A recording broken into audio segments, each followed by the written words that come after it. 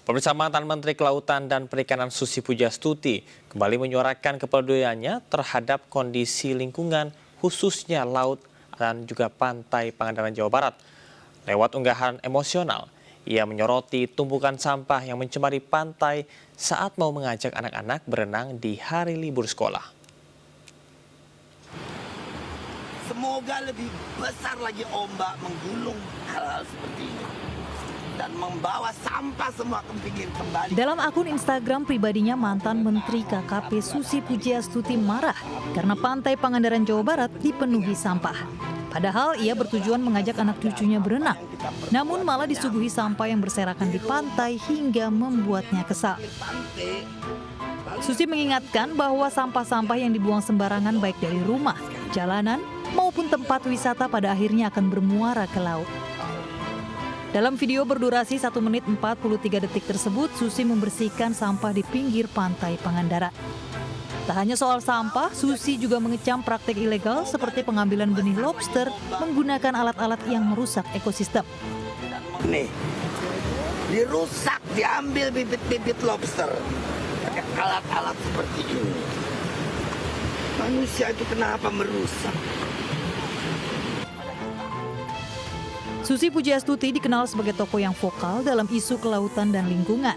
Seruannya menjadi pengingat akan pentingnya menjaga laut sebagai sumber kehidupan dan warisan bagi generasi mendatang. Dari Pangandaran, Jawa Barat, Irfan Ramdiansyah, iNews melaporkan. Pemirsa, JPO atau Jembatan Penyeberangan Orang di Parcakung, Jakarta Timur ditutup. Hal ini merupakan buntut kasus JPO yang rusak dan membahayakan masyarakat karena tidak ada besi penyangga atau pagar. Pemirsa, Jembatan Penyeberangan Orang atau JPO di Parcakung, Jakarta Timur kini telah ditutup oleh pihak petugas Satpol PP Jakarta Timur sejak kemarin, yang mana ini ditutup dengan garis dan juga terpal ya, dan sehingga ini masyarakat tidak bisa naik ke atas JPO. Hal ini merupakan buntut kasus akibat viralnya JPO, Jembatan Penyeberangan Orang di Parcakung ini yang viral di media sosial dikarenakan kondisi dari jembatannya yang kotor, rusak, dan membahayakan dari masyarakat. Dikarenakan memang tidak ada penyangga besi ataupun pagar begitu ya untuk masyarakat, sehingga dinilai membahayakan. Akhirnya pihak dari petugas menutup JPO ini, dan sebagai solusinya begitu ya, masyarakat yang memang ingin menyeberang haruslah menyeberang di bawah JPO, menunggu lalu lalang mobil lewat. Dan kedepannya ini pihak dari petugas Satpol PP dan juga gabungan tentunya ini akan berkoordinasi dengan pihak terkait dalam penanganan JPO Cakung ini. Dari Jakarta, Dilami Aulia, Jemjas, iNews melaporkan. Pemirsa, polisi terus mendalami keterangan tersangka Fahri Albar terkait kasus penyalahgunaan narkotika yang menjerat dirinya. Pendalaman untuk memburu pemasok narkoba putra musisi Ahmad Albar tersebut.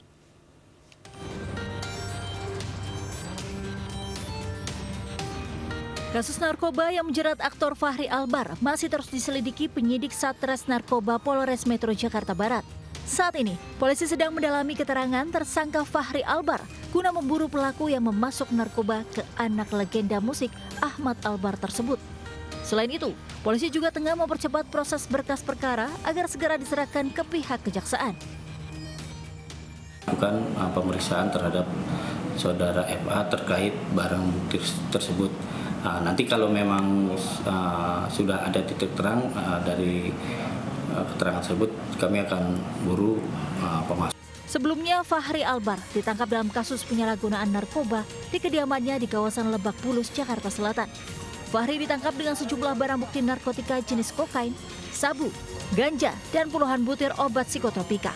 Dari Jakarta, Rizky Falovi, iNews melaporkan. Pemirsa, aksi pencurian sepeda motor di area parkir resmi Stasiun Gambir terekam CCTV. Pelaku mengambil motor di parkiran serta keluar lewat pintu masuk usai dibantu seorang rekannya yang menggunakan kartu tap.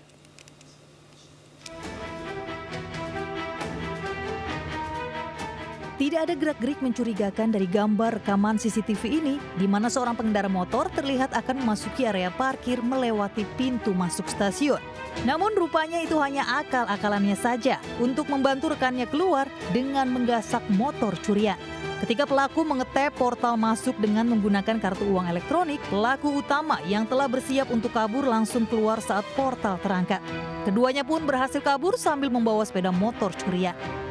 Terpulang dan sebagai pengelola parkir di stasiun Gambir, kita langsung bertemu dengan pelapor dan kita bertanggung jawab. Selain meminta maaf dan telah memproses kejadian tersebut, KAI Servis juga akan mengganti sepeda motor milik korban.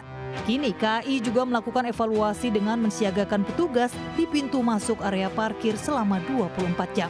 Dari Jakarta, Rani Sanjaya, iNews melaporkan.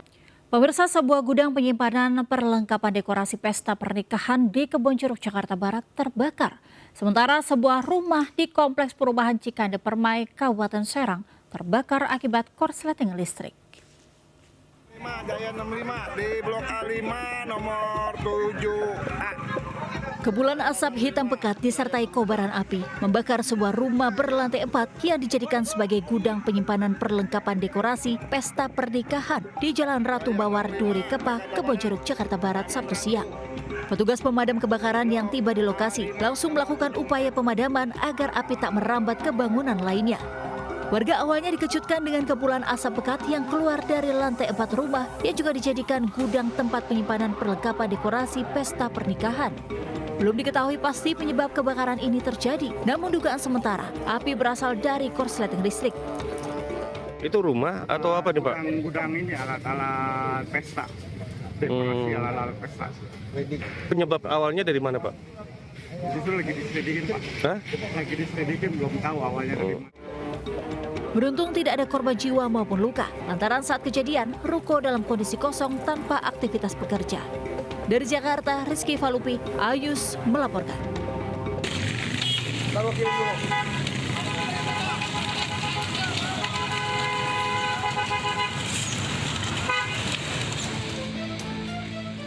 Kobaran api yang melalap sebuah rumah warga membuat panik warga Kompleks Perumahan Cikande Permai, Kabupaten Serang, Banten, Sabtu siang. Warga langsung berupaya memadamkan api dengan peralatan seadanya. Api dengan cepat merambat ke seluruh isi rumah.